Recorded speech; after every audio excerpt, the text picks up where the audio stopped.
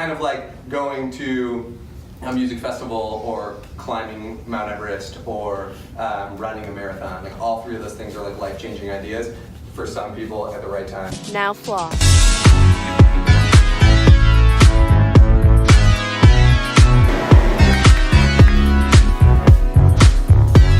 This says Klee intro to Jack, but I think everyone knows who I am, so just you can introduce yourself.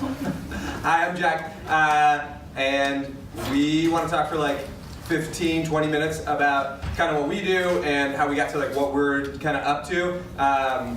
Tell you a little bit about working at Stomping Ground, which is the camp that we run and that we founded. This will be our 5th summer. We're getting old. We're almost going to kindergarten. Ray's just sitting back there going, so yeah, tell you a little bit about that, and then kind of just like sit down and brainstorm and see how we can be useful to y'all, whether it's through camp or whatever. I know when I was like sitting in your shoes, I spent so little time talking to people that like weren't either like in college with me or like seemed so old and like so like all of my professors were like perfectly nice and reasonable or whatever, but I could not like imagine being them. It was like something I couldn't like wrap my head around. So see if we can be useful around what it's like to kind of finish up college and go and try and do stuff, start things, get jobs, whatever we can be useful for to try and be useful, because we might as well like hang out and be friends instead of just like, you should work at our camp or whatever. But you should though, because it is really fun. Does that make sense? Do you know everyone in the room? Yeah, I do. So you don't have to introduce yourself? I mean, I met Sal for the first time just now. I know everyone else. Okay. That's incredible. You guys have any questions about me? Thank you. Thank you. So Laura and I started camp 5 years ago. Laura's not here, obviously, because that's Klee. And our mission at camp is to inspire the next generation of radically empathetic decision makers, and then reimagine a more perfect world with them, so we can partner together to try and create the world. So basically what we mean by that is that like empathy is understanding the perspectives of somebody else or feeling their perspectives, right? And that is much easier to do for people that you know best, that look like you, that come from similar backgrounds, all those kind of things, right? And so when we say radically empathetic, what we mean is how do you figure out how to put yourself in the shoes, how do you put yourself to understand what it's like and to feel with people that are drastically different from you, and that's like a challenge every day, right? That's not like an easy thing that just like happens. Like it's easy for me to be empathetic of Klee because we know each other really well. We both grew up in Rochester. We're both a couple of white people, whatever, right? So how can we like kind of push to do more than that, more than the easy, I kind of get that. And then we do a bunch of other stuff to whatever, but that's kind of the gist of what we mean by radically empathetic. And then the decision maker piece is how do you own the decisions that we're going to make, the impact we're going to have on other people, the impact our choices have on ourselves, those kind of things. So how do we kind of merge those things together? Because we feel like people are like intrinsically good, and if I can like understand you and the impact my actions are going to have on you, then most people, most of the time, will do stuff in a way that's like partnering with folks, not like fighting. But that's not the way the world mostly works. Like kids mostly wake up and they're like, everybody's mad at each other.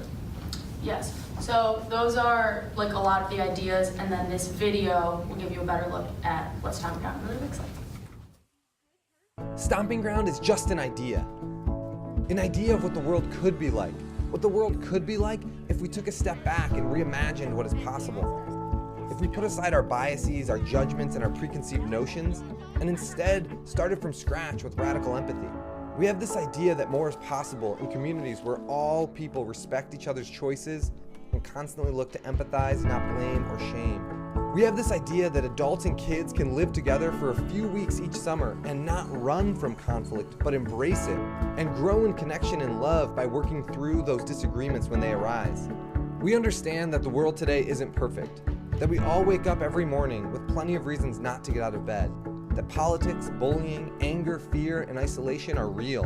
But we have this idea This idea that at Stomping Ground we can inspire ourselves and the next generation to tackle these enormous problems head on. This idea that taking time to live, play, laugh, and cry with people who are different from us helps all of us to better understand the world through different perspectives. We have this idea that those relationships and memories can be the catalyst for each of us to be more confident, joyful, and understanding. That each of us being more of our best selves begins to create a more perfect world. We have this idea, but we need you. We need your love, excitement, mistakes, and giggles. We need your stories, your passion, and your understanding. You are what makes Stomping Ground more than just an idea.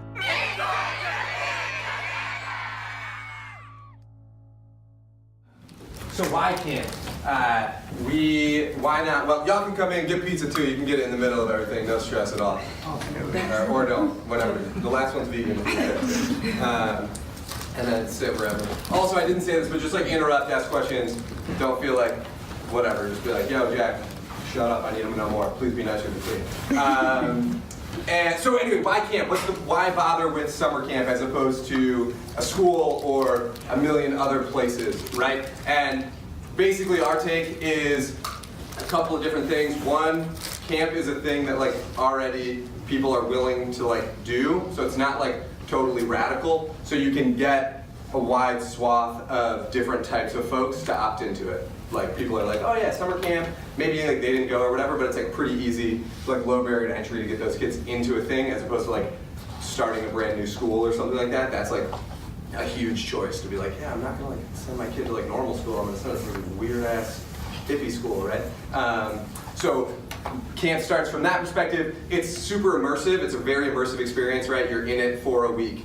So it's something that like you're totally immersed in. You can't help but kind of interact with the different parts of it because you're there for enough time and you don't have any choices not to be there. Tons of choices within the system. And then the last one is the superpower that camp has that pretty much no place else really does well is like people like y'all are there to interact with kids, right? So like in schools, it's mostly like pretty grown-up homies hanging out with kids, and then in whatever other place, like there aren't very many spaces where 18 to 25-year-olds play with kids a lot, and that is like a superpower that I think camp has that other places don't have. So at Stomping Ground, what we're saying is like, how do we break this problem? That most of the time, most kids mostly spend time with other kids mostly like them.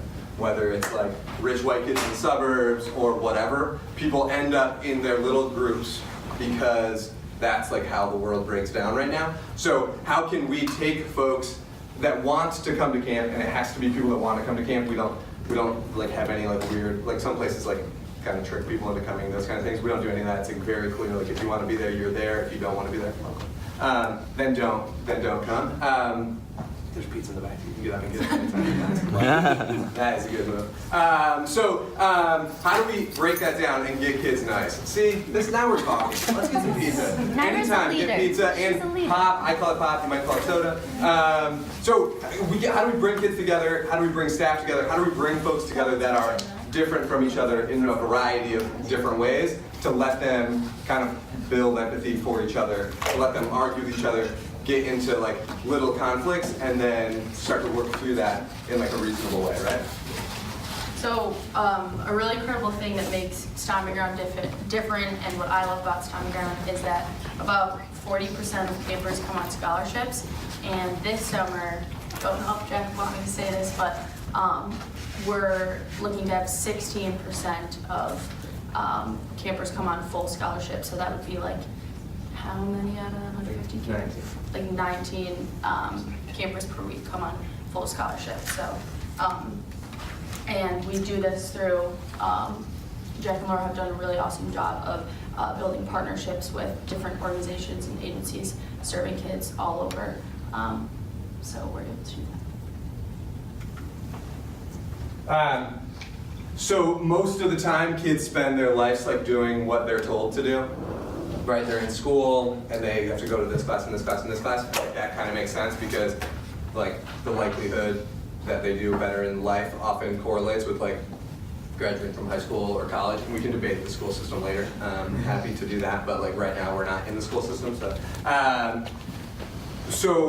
but then they grow up, and everybody grows up, and at some point no one tells them what to do. It's like you wake up and maybe it's like the first day of college, maybe it's whatever, and decision making is like a skill, and we learn it by like doing it, like by making decisions as opposed to following directions. So how can we create spaces for kids where they can learn to make decisions as opposed to follow directions all the time? And at camp we talk a lot about like building sandboxes for kids. Like if you think about like a toddler in a sandbox, right? It's like pretty clear that they can play in the sandbox. They can go to the edges of the sandbox. It's like not super cool to like throw a bunch of sand out of the sandbox usually. You can like add toys and other grown-ups to like play with them in the sandbox, and sometimes that makes it better. So we do the same thing at camp, except like the sandbox is like the camp, and you can like choose how to interact with stuff. But we try to make everything at camp as optional as possible, as long as you're not negatively impacting other people and you're supervised at all times. Pretty much things are cool to like choose between, and we like clarify that a little more for kids around like some other stuff. Did I miss anything? Another thing that makes Stomping Ground different than a lot of other summer camps is our conflict resolution system, which we call the circle system. And this is based in restorative justice practices. But basically, before coming to Stomping Ground, all staff and campers agree to talk about conflict when it comes up.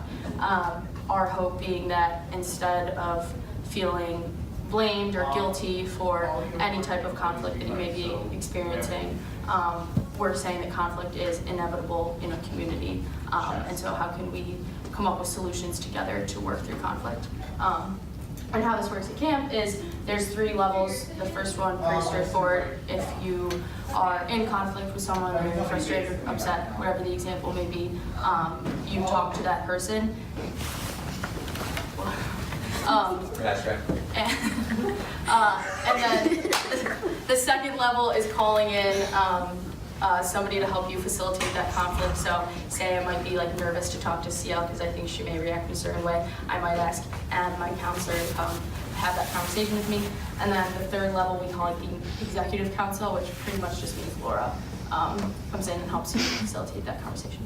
And next we're going to show you a video about the origin story of Stomping Ground. So Jack and Laura did a really cool thing after college. They kind of downplay this, but they both graduated and went all over the country and visited, how many camps? Like 200. Like 200 camps. And this will tell us a little bit more. After almost a decade of working at camps, Laura and I packed up our Honda Civics and hit the road. What started as a short trip turned into a 3-year research project searching for the most promising ideas in youth development. We saw over 150 summer camps, visited 46 states, and drove over 100,000 miles. We spoke at dozens of conferences and met some of the most compassionate people on the planet. Our trip led us down a path of learning from summer camps, museums, playgrounds, schools, learning communities, conferences, countless books, and hundreds of conversations. We found self-determination theory, a theory of motivation that posits all people are curious and motivated when their physical and psychological needs are met. We were exposed to Peter Gray's work on evolutionary psychology, and how children learn best when they're free to play. We learned to constantly ask why and start with first principles in decision making. We stumbled upon mindfulness, restorative justice, nonviolent communication, and so many more life-changing ideas. Maybe most importantly, we found friends and co-founders for Stomping Ground. The ideas and people we encountered opened our eyes to a new way of living, connecting, and working with people of all ages. We were determined to open a camp where we would strive for kids and staff to be treated the way they wanted to be treated, where we could all be free to play and learn in a community based on trust, empathy, and constant growth. Stomping Ground is an overnight camp dedicated to these ideals. We start from the idea that all people are equal and never stop trying to reimagine a more perfect world at camp. Camp is full of swimming, food fights, and magical memories where lifelong friendships can be formed. We have campers who never want to leave the makerspace, stop playing soccer, or come back from magical lands. All of this is built on a foundation of people in a self-directed community living and learning to love themselves and others. I hope you'll join us this summer.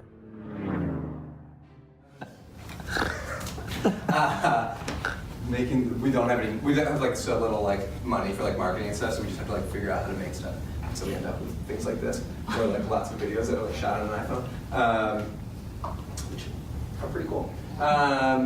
So this is kind of where we're at now. Just to give context, I know we talked with some folks earlier today, like interested in like starting their own nonprofits and stuff like that. And so to give context on where kind of we're at, it's our 5th summer, 150 kids a week. That's like our annual budget. Most of that goes to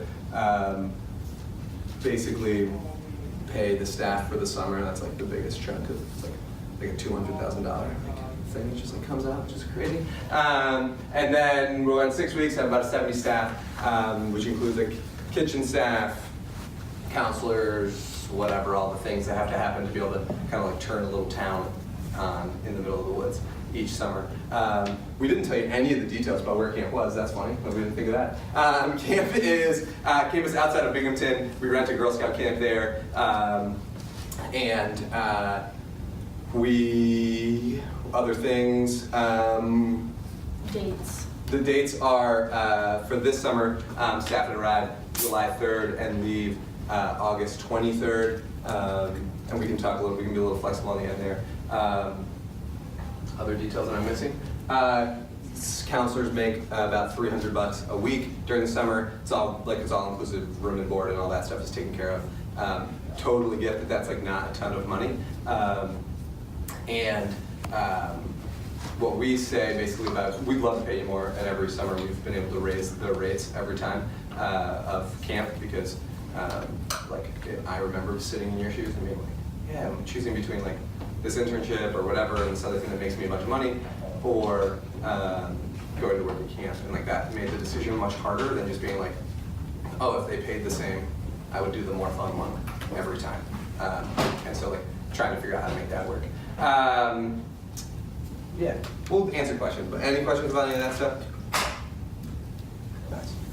All right. What's next? This will move you all.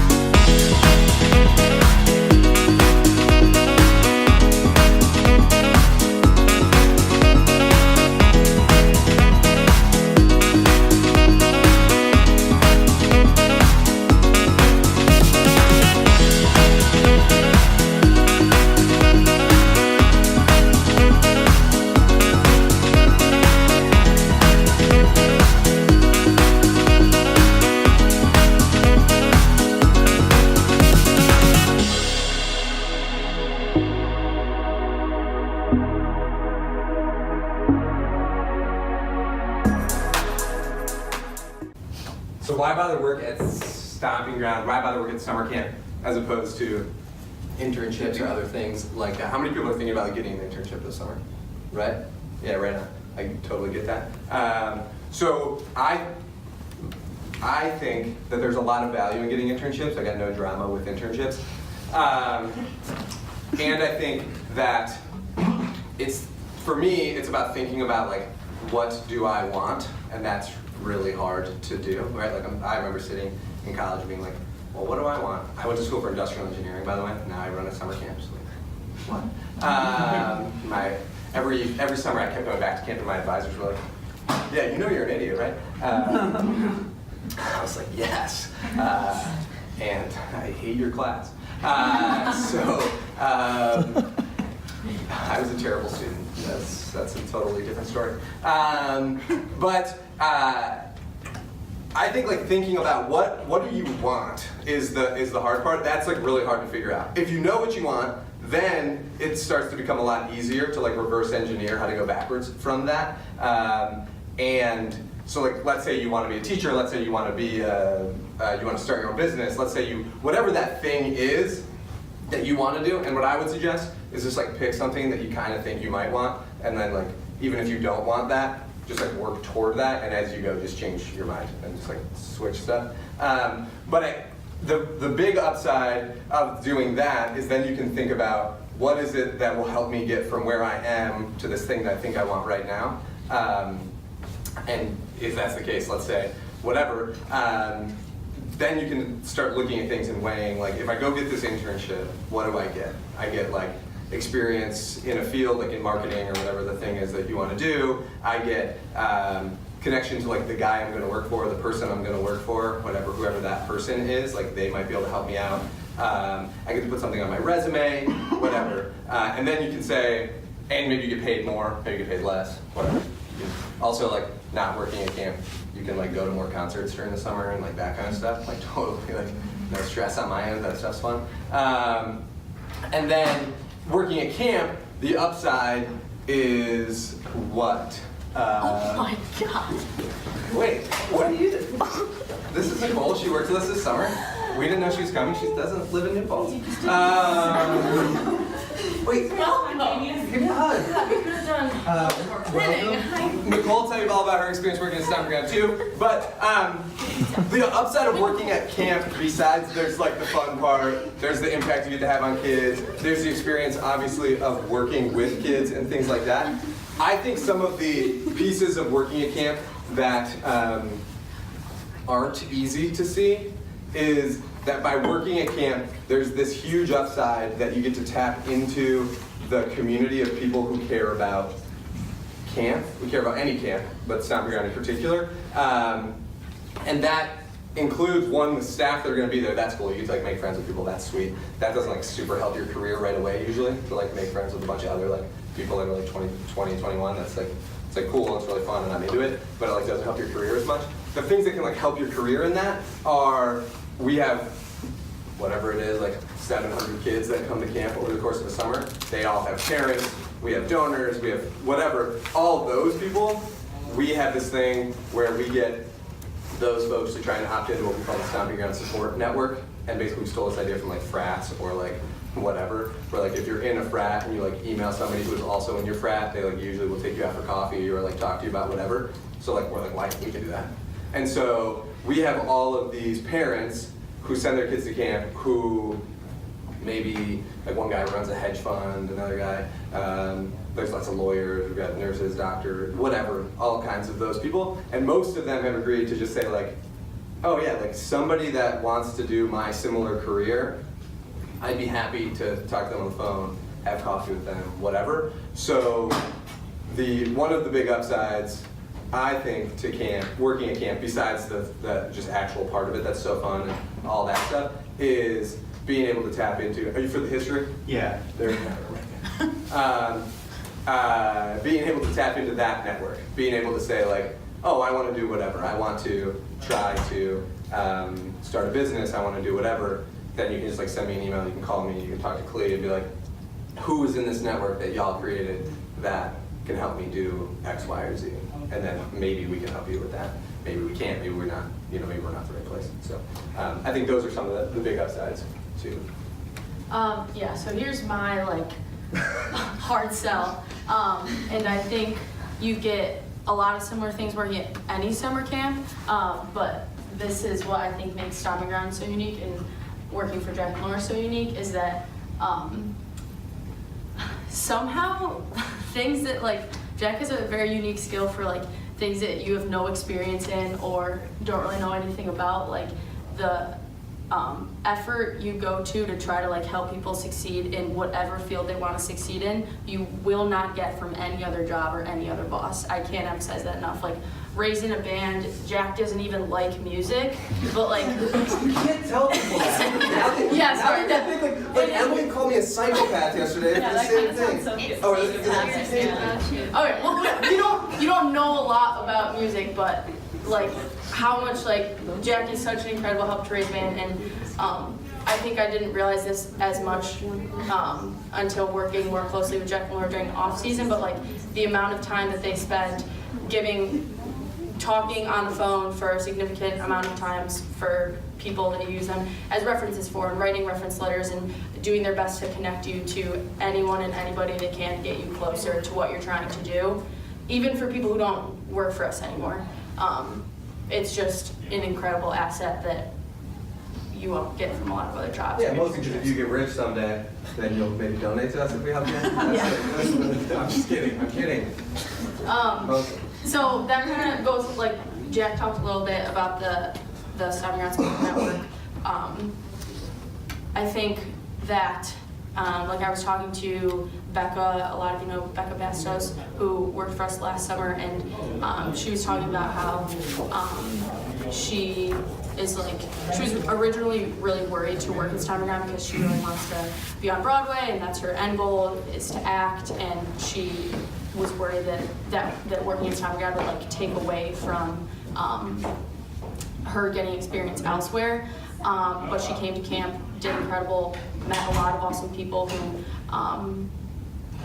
Jack knew that are in that field, and helping her, connecting her with those people. And also now we're trying to convince her to like launch her YouTube channel from camp this summer. Like it's just like those crazy ideas that nobody else would think of or you don't think are possible. Like Jack will go out of his way to make something work for you, whether it's at Stomping Ground or not at Stomping Ground.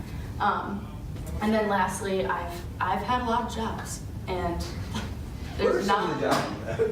Well, I've worked in restaurants, and this is one of the crazier jobs. I worked at a place called Sweet and Sassy, where I dressed up as Elsa and ran parties. Yeah, no, you forget about that. What other jobs have I had? I worked at the SUNY New Paltz bookstore. That is terrible. And I think lots of SUNY bookstore. I had fun there today. They were very nice. Yeah, no, that's good. It's so and like if you have the option, working at camp is, I consider to be the most fun option, and all while you're feeling like you're knowing that you're doing something important and that impact piece is there as well. It's like if ice cream was good for you. That's good. It's our new tagline. That's my favorite one. Okay. So it isn't perfect, but that's camp. Oh yeah, we forgot to tell you that we suck at a bunch of stuff too. I forgot to tell you that. So like anyone that's worked with us will tell you that the first thing that's true about us is that things like mess up a lot at camp. Like we do a lot. Things are cool and fun. And, like we make sure people are safe and like we have lifeguards and like those kind of things. Thank you. But we like mess stuff up, and so Laura hates when I tell this story, but I'm going to do it anyway. The first summer of camp, we talked a lot more about like freedom as a thing that we wanted to do at camp, which like we like still have kids that they're mostly like free during the day and stuff. But like when you say like, hey, it's going to be free all the time, the kids are like, yes, like all the time, right? And they just want to go wild all the time, which is like really fun and only works for so long. And so we had this theory, right? Like we wanted to treat people the way they wanted to be treated. No one likes being put to bed, right? Think about like when you're like hanging out with your friends, you've had a few too many to drink, and they like try and put you to bed, right? You hate that, right? Right? Not me, never me. Right, like kids are kind of like that sometimes, right? They like don't want to get put to bed. Like who wants to get put to bed? And so we were like, no, we're gonna have no bedtimes. It's a terrible idea. But that was our thought. The first summer at camp, we were gonna have no bedtime. And so the first night of camp, we had this system worked out where kids could like go to bed in their cabin, or they could like get supervised and walk to like this rec center, and they could like hang out in the rec center until they were tired, and then we would take them to bed. And we figured like, I don't know, kids would stay up until like 11, 12, and then like mostly they'd go to bed, and there'd be like a couple of kids that wanted to stay up really late, and they'd be like sitting around just like talking, like teens maybe. And we had somebody, our friend Jenkins, was gonna stay up all night with the kids that wanted to, whatever, right? So at 2 o'clock in the morning, half of camp was still awake, and they were like 7-year-olds playing basketball with Ray, and it was wild, guys. Wild. Never get that week back. So I'm talking to Laura about like what are we gonna do, and I'm like, yeah, we definitely need to put these kids to bed, and she's like, yeah, we should definitely put these kids to bed, and then I like pause. I'm sure some of you have done it. You just do the extra long pause waiting for the other person to volunteer to do their hard part, and so I'm like, yeah. And she goes, I'll talk to everyone. And I was like, yeah, great idea. And so I'm like, you can do it. So she like calls everybody in, and it's like, so it's like 2 o'clock in the morning, and we had told the parents, we had told the kids, everybody knew there was gonna be no bedtimes. And we were like, so here's the thing, like we have to all go to bed now. And it's not because like we don't trust you all, like y'all are fine, but it's like the staff have to go to bed, because tomorrow at 7 a.m. they've gotta wake up and like be able to lead activities and whatever. Because we also had this plan for like early wake ups.